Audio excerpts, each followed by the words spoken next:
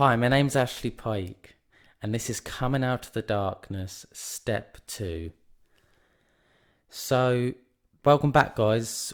First of all, I just want to say a massive well done to any of you that's come back for Step 2. Because it means you're really serious about trying to change your life and getting out of depression or a low state and starting to live your life in the most happiest, empowering state you can live in, essentially. We all make the best decisions in life when we're in our most happiest and calmest states. And I'm assuming that quite a lot of whoever's listening to this right now probably hasn't been in that, probably hasn't lived like that for a very long time, if ever. So in step 1, just to recap, we taught you how to identify your emotions, how to listen to your emotions, how to basically find out what those emotions are telling you and come up with a solution. So I'm hoping that everyone who's listening to this now, obviously listening to step 2. So if you haven't done step 1, you need to go back and do that, because you're gonna you need to find out what your emotions are telling you first and come up with some solutions first. But that's not just it. That's not just going to get you out of a depressive state. Step 2 is all about basically finding out what your expectations are in life, because your expectations in life basically are the reason why you're either feeling low or you're not feeling low. The reason you're feeling low or depressed or whatever kind of emotion is, frustrated, guilty, is because your life isn't meeting your expectations in some area in your life.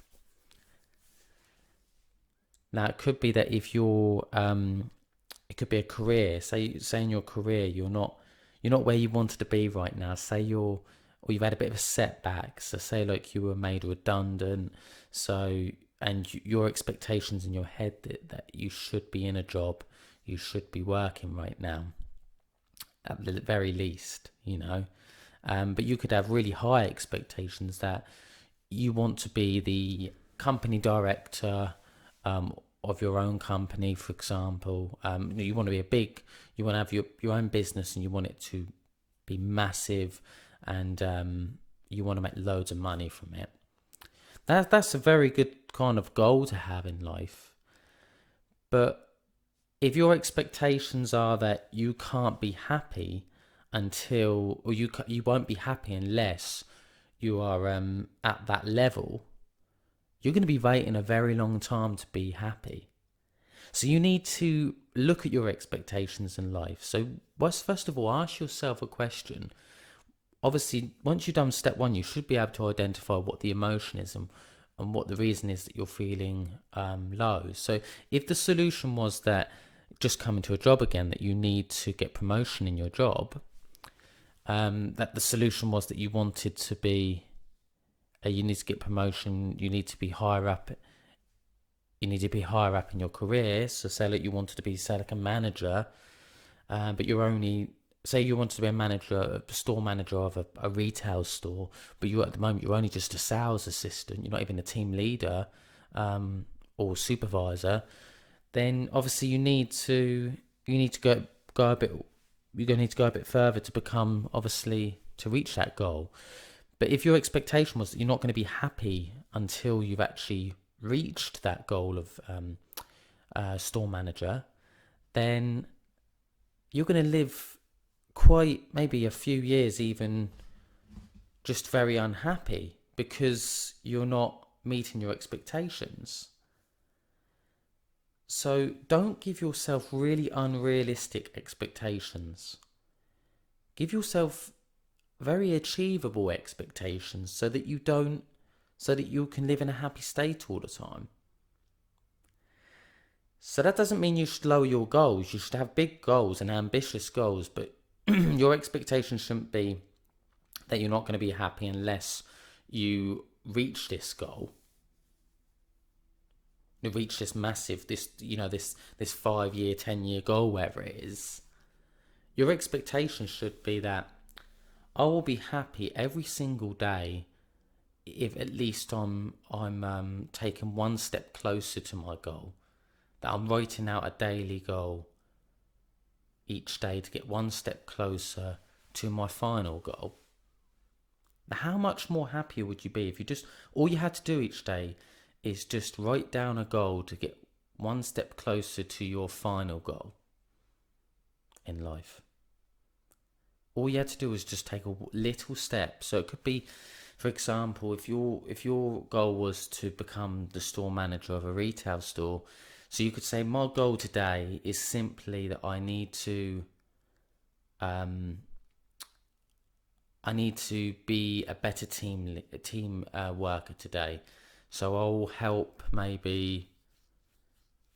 will try and help any new person at my company out today, and try and show my manager um, that I have all the qualities of, say, like a team leader.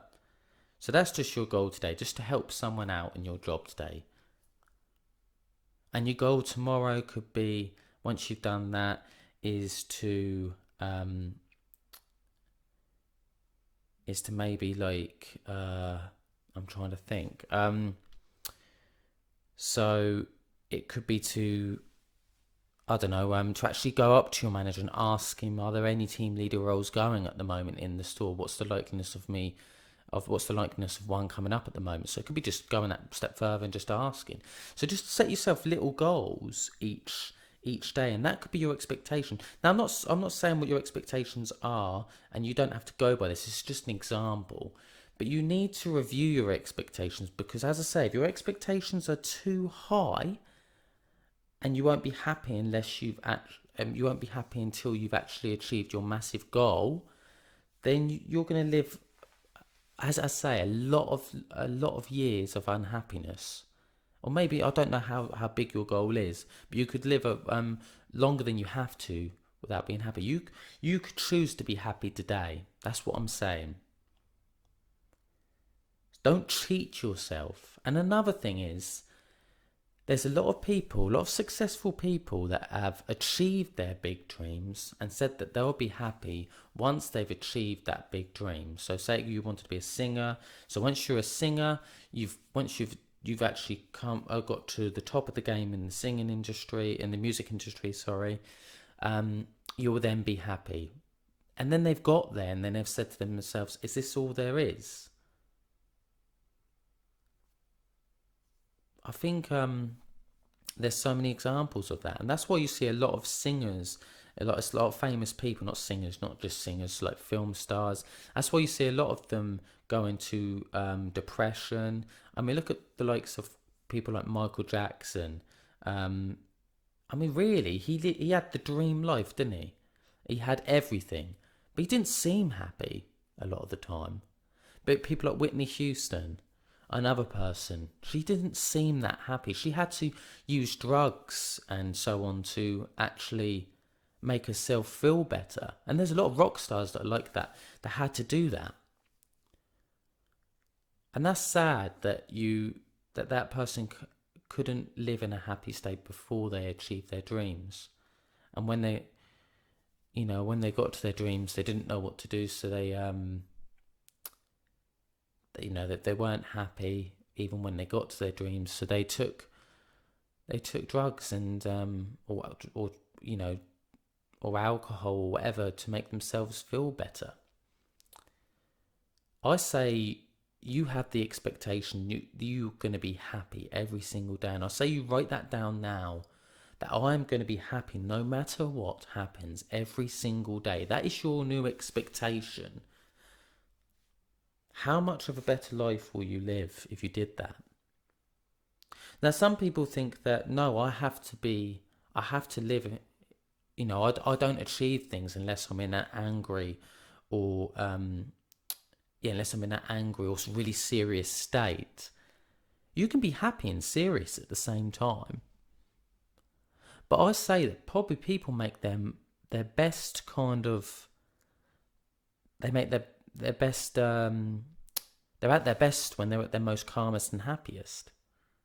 You don't make your best decisions when you're panicking, when you're angry. And when you're too serious, you make your worst decisions then. Because what you do end up doing is you rush into something and end up making a mistake. So I say don't be put off by being happy every single day just because you think that you won't be able to achieve a certain goal in life because you have to live in a serious state. You can be serious, as I say, you can be serious and happy at the same time. Seriously happy. Happiness is key in life. It's going to make you live longer, for one, because if you're in a happy state most of the time, your immune system's going to be at its top state. Another thing is people actually get comfortable with being depressed after a while. Otherwise, they wouldn't stay there in a sense. They're actually comfortable. That's their comfort zone. That they're feeling sorry for themselves. Now, I'm not saying some people haven't had some very traumatic experiences. Don't think I'm not saying that. And those people that have been through traumatic experiences, like they might have been abused in some way, you have my deepest sympathy. But you can change your life today if only you just look at your expectations in life and have an expectation to be happy every single day, no matter what.